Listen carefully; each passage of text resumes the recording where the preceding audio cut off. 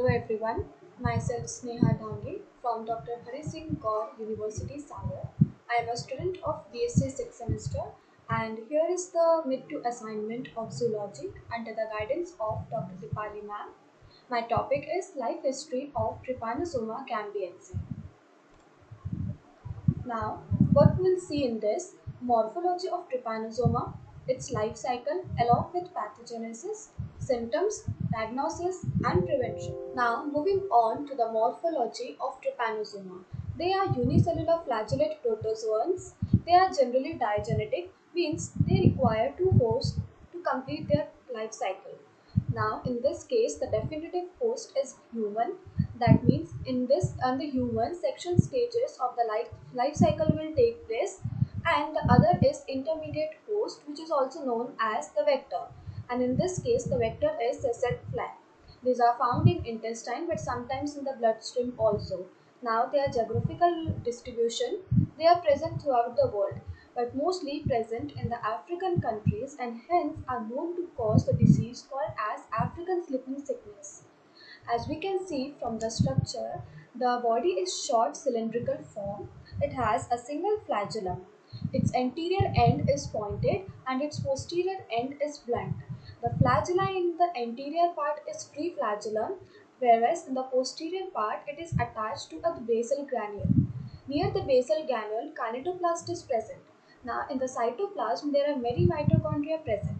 One of the mitochondria is disc shaped, which is attached near this kinetoplast.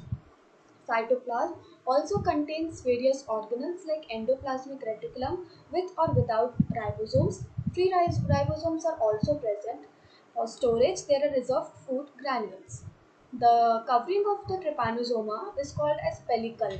When the flagellum beats, this pellicle forms a curved surface which is known as undulating membrane. This undulating membrane helps these protozoans to move quickly in the blood streams. Now, let us move to the life cycle of Trypanosoma gambiense. Infection of the human host occurs when a cecid fly bites a human and transmits from its salivary glands the metacyclic stage, which is the infective state of trypanosoma. This metacyclic stage quickly gives way to a blood-borne stage that begins a series of binary fission divisions at the site of inoculation. This metacyclic stage, they enter the bloodstream via lymphatics and continue to multiply. They also enter the CNS from here. Now, this dividing slender form, they feed by anaerobic glycolysis. When the concentration of the glucose decreases, why the concentration of glucose decreases? Due to the formation of the antibodies against this. They tend to convert into the other forms which are known as intermediate form. Now, a subsequent cecid fly becomes infected by ingesting a blood meal that contains the trypanosomes from the infected host.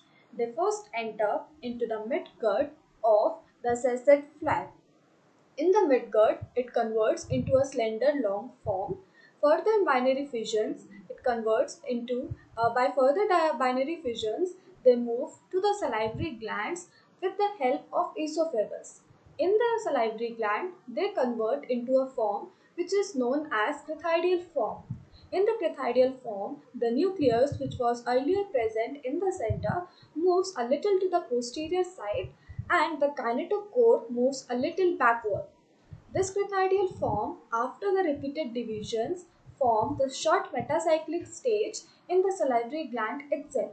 This short metacyclic stage converts into the infected metacyclic stage and which remains in the salivary gland of the cecid fly, which is ready to now infect the another host, and this cycle continues.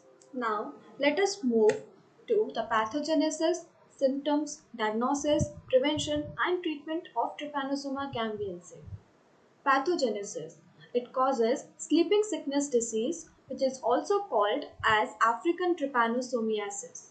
It is a disease that first invades our nervous system, retards the nervous system, ultimately leading to the death. Now, what would be the symptoms? It includes headache, fever, weakness, and pain all over the joints. How can we diagnose it? By using the blood film analysis, as it is present in the blood in the earlier stages. In the severe cases, we can examine it by the cerebrospinal fluid. Prevention and treatment. How can we prevent it? We should wear long sleeved shirts and pants of the neutral colors that blend with the environment because sausage flies are attracted to the bright or the dark colors. We should inspect our vehicles before using it. How can be treated? In the early stages, it can be treated with a drug which is named as etoxyl. Usually, the treatment in the infected stages they are not much effective. Thank you so much.